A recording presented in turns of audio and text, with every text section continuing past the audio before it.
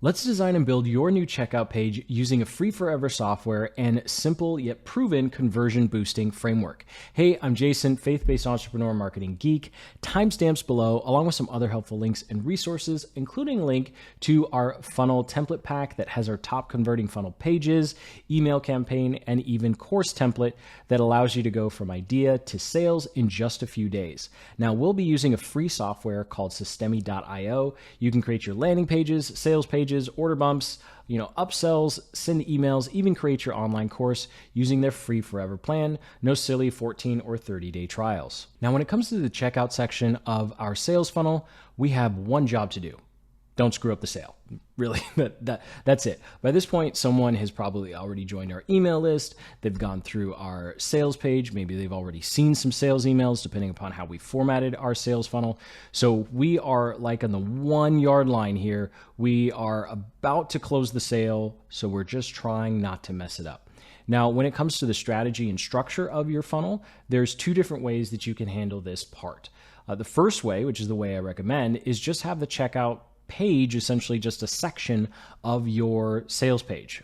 Saves some headache, and you might as well have it there anyway. They're already on the page. Let's go ahead and continue the process. Or depending upon your software stack, or maybe you want to send people to a completely different system to do the checkout or get their access, then you might want to have a separate checkout page. Now, either way, we have you covered with the template linked up in the description. You can do it both ways, and you can build it out. So whichever method you decide to use, we have you covered.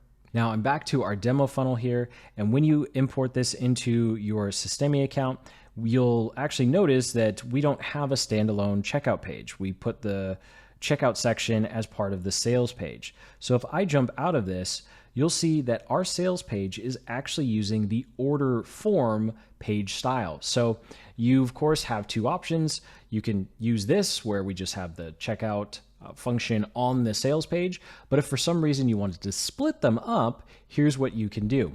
You can go ahead and jump back in here to edit page.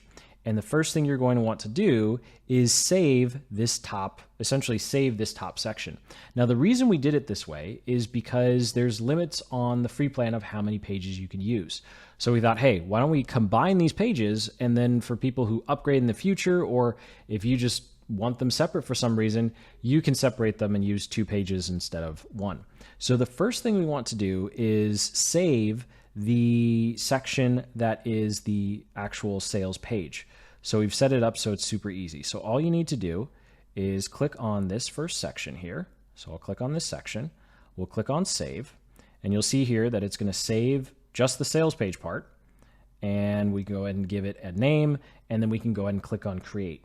And then this way you can easily use everything that is formatted for the sales page in the future. So of course I'm not going to do that. I'll X that out. And then if you want to turn this into a standalone checkout page, all we have to do is remove this row. So as soon as I go ahead and remove this row here, section. So if I go ahead and remove this section, I'll go ahead and delete it. You'll see it will automatically pull up the checkout page part of this. And now we just have a checkout page. We can hit save, and we've already gone through how to save that top portion so you can use it someplace else in your funnel. I know it's a little quirky, but it just makes sure that if you want a standalone checkout page, it's really easy to take off the sales page part. But if you want to keep the sales page part, it's also there for you too. So I'll go ahead and not save any of that. And I'll go ahead and click on edit page again so we can go ahead and start setting up our checkout section. And of course, if you decided to create this as a standalone page, everything we're about to go through is the exact same. Now, the first part of our checkout section will be the secure seals. So you can see here, I have a couple right here that we made inside of Canva. You, of course, can go ahead and make your own seals. Like, these are generic things in Canva. I'm pretty sure you can find them and copy them pretty quick, even if you're on the free plan. So I just have a image of 256 encryption because we're using Stripe, 30-day money-back guarantee, which is technically part of your risk removal, and then I wanted 3, and so I just did the stars thumbs up, right? It doesn't actually mean anything, but what does mean something is we will not share your information. I think it's really important to still include that on pages. because sharing of information and email spam really is still a problem. So that does it for your secure seals section. So then we have some testimonials, and you'll see here these are very, very short. All you need to do to update them is click on the image here. You will need to format the image in a circle already. And of course, you can play with the image sizing as well. I'll just go ahead and leave it at 81 because I think that sizing looks pretty good. And what's also nice is when you upload your own images, they should drop in around the same size. And of course, if you have video testimonials, put them in a different section, put them in a different part of your sales process.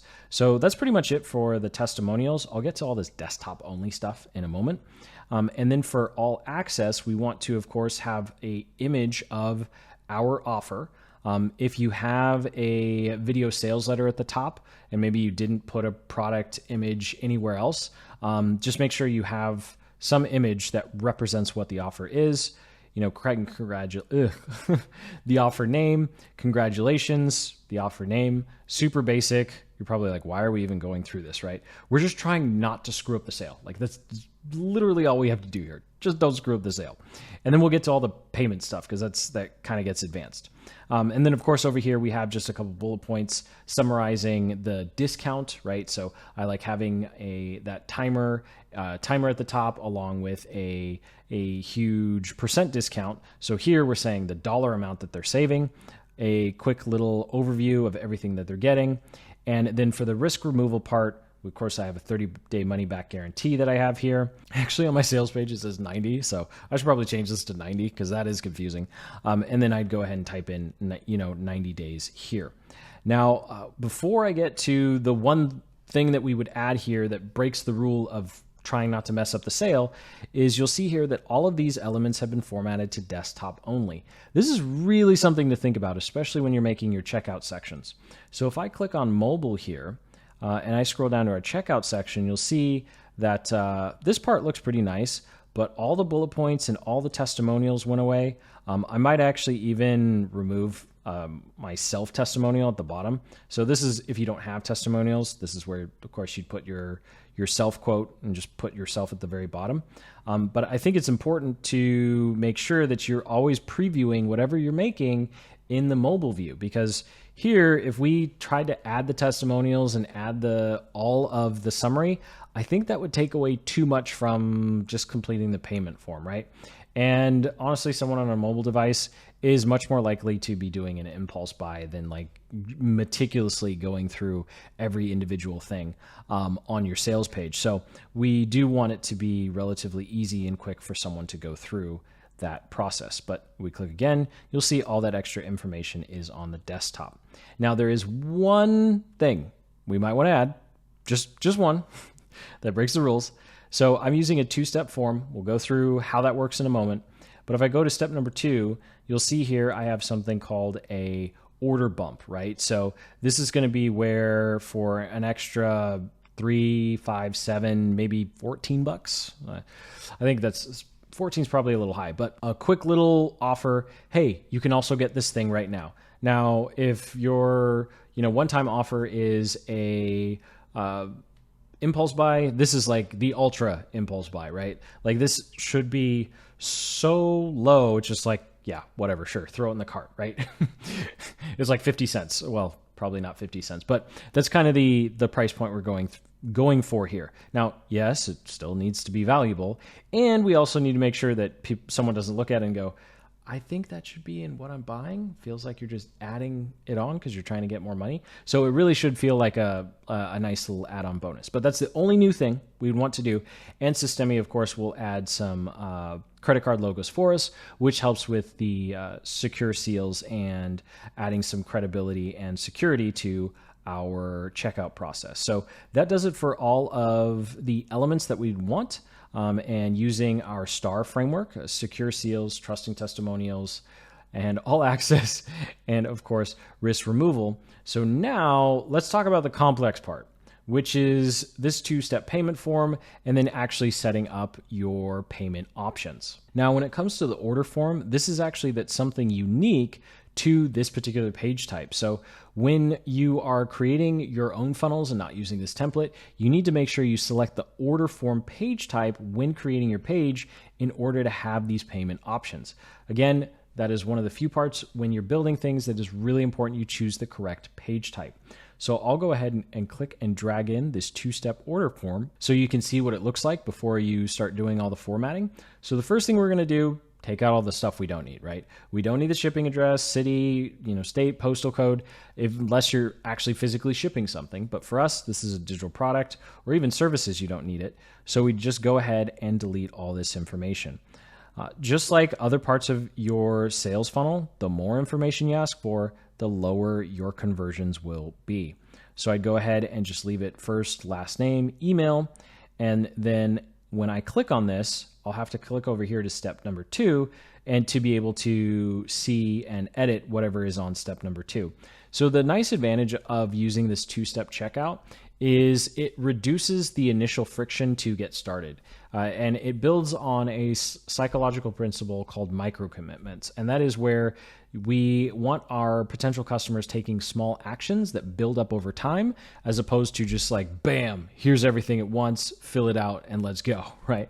So it's just kind of baby steps. Also, it allows you to collect their contact information before they've actually purchased. So if for some reason they go through step number 1, but they don't go through step number 2, you can actually have an email automation that goes out to them and says, hey, you forgot to complete checkout. Come back and finish the checkout, which is really cool. Now, you do need to be on the paid plan to do that because you're going to run out of the limitations on automations, but it is something really cool you can do in the future if you decide to upgrade. Now, when it comes to further customizing this form, if you wanted to add another form field, all we'd have to do is head on over to our elements here, and we can go ahead and click and drag form input. And of course, we can move it where we want. And then, of course, we can come up here, click on it first, settings, and it tells Systemi what kind of input field it is. And of course, it will be added to our customer's contact information. And so I'll go ahead and delete that. Now, the other thing that we'll want to do, if you want to customize how this looks, you see there's a bunch of extra text. Maybe we don't want all of that. Sub-headlines here, you can go ahead and remove those. So I won't spend too much time because by this point, you've probably figured out how to use Systemi. It's pretty easy. And of course, we already have it pre-formatted for you down here. But you'll notice that this is a order bump element. And just like the order form is unique to this type of page, the order bump element is. So I would put it in step number 2, and I go ahead and click, and I drag the order bump element here, and I will put it right beneath the credit card, and then I'm actually going to move the, if I can actually click it, move the summary of the order down below, because what will happen when you see when we create our payment settings, wow, Systemi, you're making me look really dumb right now. Come on, there we go. It's below. Is this will give a summary. So if they click the order bump, it'll also show them the order bump and their total price. And so we want to make sure that they clearly see the total price before they click the button. And actually the button, I don't like having subtext there for that. So there we go. And so when it comes to order bumps, you'll set up the pricing and everything in a little bit, but this is a basic format that we like to use. And this is just a really easy way to increase your average transaction value. This should be less than $10. I have order bumps that are $5, and I've seen order bumps as high as $17 or $19. I've seen some order bumps that are the same price as the offer, and sometimes they're more. But you know what? Who am I to judge? If it's converting and working, then by all means do it. But for the most part, it's going to be something that's significantly less than what your main offer is selling for. So I'll go ahead and delete that. And so with that, we are all set. We've designed the checkout page or the checkout section of our sales funnel. So now what we need to do, of course, is set up our payments, right? We need to choose how we can get paid, and then we also need to choose the actual pricing. So that's what we'll go ahead and do. I'll go ahead and exit here, and I'm not going to save those changes that I just made. Now, the first thing we need to do is set up our payment processors. So to do that, we'll hop on over to our settings here, and click on payment gateways, and then you'll see a bunch of options here. Now, when it comes to the different options, I highly recommend, if you can't use Stripe, try and avoid PayPal, but if you have to use PayPal, oh well, but I wouldn't actually voluntarily use PayPal anymore. It's become quite a headache, and typically, especially with digital products, they almost always side with the customer, irrespective of what your terms of use are. And the refunds gets really murky, right? Because you want people to reach out to you to ask for refunds, but instead they start filing claims with PayPal, then PayPal gets upset, holds your money longer, and it's a mess, right? But also some of these other ones, I recently had a coaching student who found out that some of these other ones have limitations based upon the country you might be in. So make sure that you come up here to help and you go through Systemi's documentation for each one of these, because you may find that you think the payment processor is going to be able to do what you want, but for whatever reason, there might be some limitations that you haven't thought of. I'm lucky, I'm in the States, so I can use Stripe, and Stripe works just fine. Luckily, I haven't had any problems, I shouldn't say any problems. I've had problems with them, but not so many problems where I'd say you got to find something else. And so that's all there is to setting up your payment gateways. So now I'll jump back over to our funnel, and it's time to set up our pricing.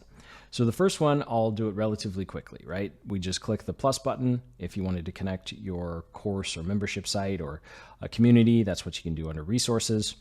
And then we can go ahead and choose a pricing plan that we already have and click on save. Now, of course, if you're doing this for the first time or you want to create a new pricing plan for the same product, then we can go ahead and click the plus button here, and we can actually create a new one. And so this is going to be where you give your pricing plan a name. Now, this name is going to show up on the actual sales page. So it should pretty much be exactly whatever the offer is called. Then this name is your internal one, right? So maybe you have in parentheses version 1 or the actual price point, like the $97 one. And this is the $195 version or whatever, if you're like playing with different combinations of products. Or you might just be testing different price points for the same product.